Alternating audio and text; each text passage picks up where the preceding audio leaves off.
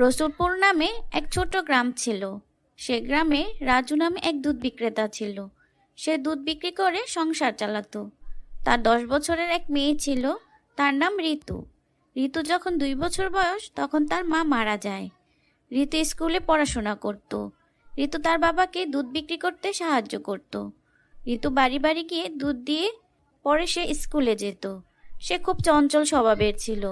একদিন তার বাবা ঋতুকে ডেকে বলে, ঋতু, ঋতু, তাড়াতাড়ি আসো, দুধ দিতে যেতে হবে। বাড়ি বাড়ি গিয়ে দুধ দিতে হবে, দেরি হয়ে যাচ্ছে মা। বাবা, আমি তো রেডি। সবাইকে দুধ দিয়ে আমি স্কুলে চলে যাব। দুধ দিয়ে আসার সময় দুধের কৌটাটা নিয়ে আসতে বলো না কিন্তু। কাল দুধের কৌটাটা নিয়ে আসোনি, আমাকে আবার ফের যেতে হয়েছে। ঋতু তখন দুধ এবং স্কুলের ব্যাগ নিয়ে বের হয়ে যায়। রেশমি কাকিমা, রেশমি কাকিমা, তুমি ঘরে আছো? দুধ নিয়ে এসেছি, তাড়াতাড়ি দুধ রাখো এবং দুধের কৌটাটা আমাকে দাও। আমাকে স্কুলে যেতে হবে।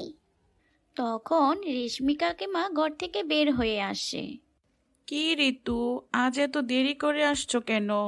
তোমাদের স্কুলে নতুন মাস্টার এসেছে। সে আজ আমাদের বাসায় এসেছিল।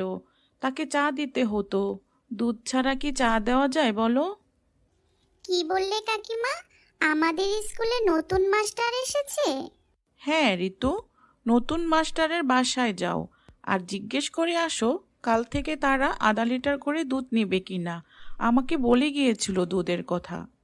ঋতু রেশমি কাকিমার মুখে কথা শুনে মাস্টার সাহেবের বাসায় চলে যায় আর গিয়ে বলে, মাস্টার সাহেব, আপনি কি বাসায় আছেন? তখন মাস্টার সাহেবের স্ত্রী ঘর থেকে বের হয়ে এলেন। কে তুমি? স্কুলের ব্যাগ নিয়ে এখানে কেন এসেছো? স্কুলে যাও। মাস্টার সাহেব তো এখন স্কুলে। জি, আমাকে রেশমি কাকিমা পাঠিয়েছে যে কাল থেকে আপনারা আধা লিটার দুধ নেবেন কিনা জানতে এসেছি। কি বলো? তুমি স্কুলে পড়াশোনা করো আবার বাড়ি বাড়ি দুধ দিয়ে আসো? তুমি তো লক্ষ্মী একটা মেয়ে। সবাই আমাকে লক্ষ্মী মেয়ে বলে, আজ আপনিও বললেন। ঠিক আছে, কাল থেকে আমাদের আধা লিটার করে দুধ দিও। এখন স্কুলে যাও, স্কুলের সময় হয়ে গেছে। তখন ঋতু স্কুলে চলে গেল। সব বাচ্চারা যখন ক্লাসে বসে আছে তখন মাস্টার সাহেব ক্লাসে গেল আর সব বাচ্চাদের বলল, শোনো বাচ্চারা, তোমরা কেমন আছো? আজ আমি স্কুলে নতুন জয়েন করেছি। আমার নাম বিজয়। আজ থেকে আমি তোমাদের ক্লাস নিব। তোমরা সব বাচ্চারা মনোযোগ দিয়ে পড়াশোনা করতে হবে, ঠিক আছে? তখন মাস্টার সাহেব ক্লাস শেষ করে বাড়ি চলে গেল। পরদিন ঋতু মাস্টার সাহেবের বাসায় দুধ দিতে গেল। তখন মাস্টার সাহেব বাচ্চাদের পড়াচ্ছে। বাচ্চারা, বলো তো দেখি, কে বলতে পারো 3 5 কত হয়? তখন কোনো বাচ্চা উত্তর দিতে পারল না। সেখানে ঋতু আসলো। তখন ঋতু উত্তর দিল, 3 5 15 হয় মাস্টার সাহেব। কে বলেছ? ও ঋতু, তুমি এখানে আসো। তুমি তো অনেক চালাক। বলো তো দেখি 5 5 কত হয়? 5 5 5 5 25 হয় মাস্টার। খুব ভালো। এখন বলো তো দেখি 6 6 কত হয়? 6 6 36 হয়। আচ্ছা, তুমি এখানে পড়তে আসতে পারো, তাহলে তুমি আরো ভালো পড়তে পারবে। তখন ঋতু মাস্টার সাহেবকে বলল, প্রতিদিন আমাকে 2 বেলা দুধ দিতে যেতে হয়। পড়তে আসবো কখন? আর আমার বাবার এত টাকা নাই মাস্টার সাহেব। শোনো ঋতু, আমি এখন যে বাচ্চাদের পড়াচ্ছি কারো কাছ থেকে কোনো টাকা নেই না। আর তুমিও পড়তে আসো, টাকা দিতে হবে না। তখন ঋতু সেখান থেকে দুধ দিয়ে চলে গেল। আর মাস্টার সাহেব বলতে লাগলো, বাহ, এই মেয়ে ভালো করে পড়ালেখা করলে অনেক বড় হবে একদিন। তখন মাস্টার সাহেবের স্ত্রী মাস্টার সাহেবকে বলল, কি হলো? তুমি ওই মেয়েকে নিয়ে এত প্রশংসা করছো কেন? শোনো, এই মেয়েটি অনেক মেধাবী। ভালো করে পড়াশোনা করলে অনেক কিছু করতে পারবে ভবিষ্যতে। এভাবে অনেক দিন কেটে গেল। হঠাৎ একদিন আকাশে একেবারে কালো হয়ে গেল। আর খবর হলো 48 ঘন্টার মধ্যে ঝড় তুফান হতে যাচ্ছে, যার নাম আবহাওয়া বিজ্ঞানীরা দিয়েছে শীতরাং। 10 নম্বর বিপদসীমার মধ্যে যাবে। খানিকের মধ্যেই ঝড় তুফান শুরু হয়ে গেল। মাইকে খবর দিল সবাইকে আশ্রয়কেন্দ্রে চলে যাওয়ার জন্য। বড় বড় গাছ ভেঙে যাচ্ছে, ঘরবাড়ি ভেঙেই যাচ্ছে। ঋতুদের ঘর একেবারেই ছোট ছিল, তাই তারা খুব ভয় পাচ্ছে তাদের ঘর না উড়ে চলে যায়। তখন ঋতুর বাবা ঋতুকে বলল, ঋতু, আমরা এখন কি করব? আমাদের ঘর তেমন মজবুত নয়। চলো আমরাও আশ্রয় কেন্দ্রে চলে যাই। তখন ঋতু ও তার বাবা ঘর থেকে বের হয়ে গেল। বাবা, আমাদের গরুগুলো কি হবে? এদেরকে ছেড়ে দাও। তখন ঋতু ও তার বাবা রাজু গরুগুলো ছেড়ে দিল। তারা আশ্রয়কেন্দ্রে চলে গেল। 2 দিন পর আবহাওয়া স্বাভাবিক হলো। এর মধ্যে মাস্টার সাহেবের ট্রান্সফার হয়ে গেল। তখন মাস্টার সাহেব তার স্ত্রীকে ডেকে বলল, আজ 2 দিন হলো আবহাওয়া স্বাভাবিক হয়েছে। দুধ দিতে আসতো যে মেয়েটা ঋতু, দুধ দিতে আসলো না, কি হলো? আমার তো এখান থেকে ট্রান্সফার হয়ে গেছে। আমি কয়েকদিনের মধ্যে চলে যাব। মেয়েটিকে দুধের টাকাটা দিতে হতো। আমি শুনেছি ঋতুদের গড় আর গরু সব তুফানে ভেসে গেছে। আমার অনেক খারাপ লেগেছে কথাগুলো শুনে। মেয়েদের কোনো খোঁজ খবর পাওয়া যাচ্ছে না। তখন ঋতু আর তার বাবা মাস্টার সাহেবের বাসায় আসলো। ঋতুকে দেখে মাস্টার সাহেব অনেক খুশি হলো।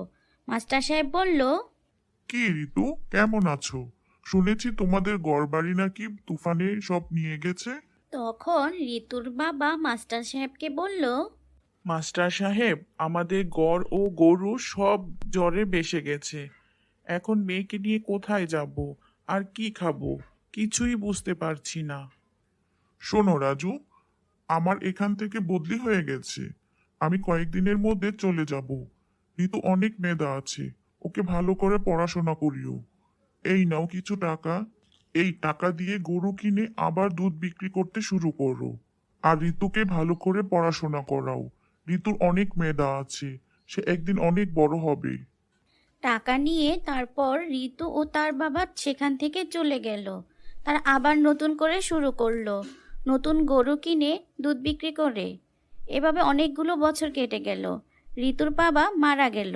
ঋতু এখন অনেক বড় হয়ে গেছে। সে এখন একজন বড় ডাক্তার হয়েছে। ঋতু ডাক্তারি পাশ করে ঢাকা থেকে তাদের গ্রামে এসে বিনা পয়সায় গরিব মানুষের চিকিৎসা করাচ্ছে। একদিন ঋতুর ফোনে একটা কল আসলো। ফোন ধরতেই, হ্যালো, ঋতু বলছো? আমি ডাক্তার নূর ফয়সাল বলছি। জি স্যার বলুন, আমি ঋতু বলছি। কেমন আছেন? ঋতু শোনো, আজকে আমি বড় একটা অপারেশন করব। আমি চাই তুমি আমার সাথে থাকো। আমি একাই করতে পারবো, তুমি থাকলে তোমার অনেক ভালো হবে। গ্রামের মানুষের অনেক উপকার হবে। তোমাকে এক্ষুনি ঢাকা আসতে হবে। আমি গাড়ি পাঠিয়ে দিয়েছি, তুমি চলে আসো। জি স্যার, আমি এখনই চলে আসছি। তখন ঋতু রেডি হয়ে গাড়ি করে ঢাকায় রওনা হলো। কিছু পথ যেতেই বৃষ্টি শুরু হলো। বৃষ্টি যেন কমছেই না, গাড়ি যেন আর চলে না। এত বৃষ্টি, তখন দূর থেকে একটা বাড়ি দেখা যাচ্ছে। ঋতু ড্রাইভারকে বলল, সামনে একটা বাড়ি দেখা যাচ্ছে, ওখানে থামান, বৃষ্টি কমলে আমরা যাব।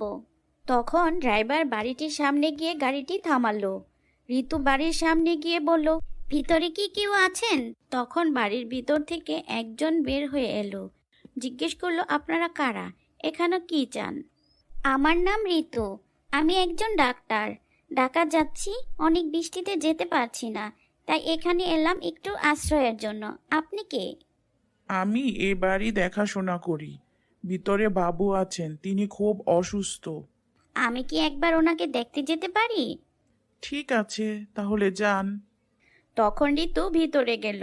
লোকটিকে দেখে ভালো করে চিকিৎসা করে এবং সব ওষুধ লিখে দেয়। ঋতুর কাছে যে ওষুধ ছিল তা দিয়ে আসে আর লোকটিকে সবকিছু বুঝিয়ে বলে, আমি সব ওষুধ দিয়ে দিয়েছি, প্রতিদিন 3 বার করে খাওয়াবেন। আমি ঢাকা থেকে যাওয়ার পথে আবার আসব। ততক্ষণে বৃষ্টি থেমে গেছে। ঋতু সেখান থেকে চলে যায়। ঋতু যখন ঢাকা গিয়ে পৌঁছায়, ঋতু ডাক্তারের কাছে যায়। ডাক্তার বলে, ঋতু, তুমি এসেছো? আমি জানি তুমি বৃষ্টির কারণে রাস্তায় আটকে গেছো। সমস্যা নেই, তোমার দেরি দেখে আমি অপারেশন করে ফেলেছি। তুমি এসেছো, আমি অনেক খুশি হয়েছি। স্যার, অপারেশন যখন হয়ে গেছে, আমাকে এক্ষুনি চলে যেতে হবে। আমার জরুরি একটি কাজ আছে, তাহলে আমি আজকে আসি। এই বলে ঋতু বের হয়ে গেল। যাওয়ার পথে ঋতু সেই বাড়িতে আবার যায়। ঋতুকে দেখে ওই বাড়ির কেয়ারটেকার বলে, ম্যাডাম, আপনি এসেছেন? সাহেব আগে থেকে অনেক ভালো আছে আর আপনার সাথে দেখা করতে চায়।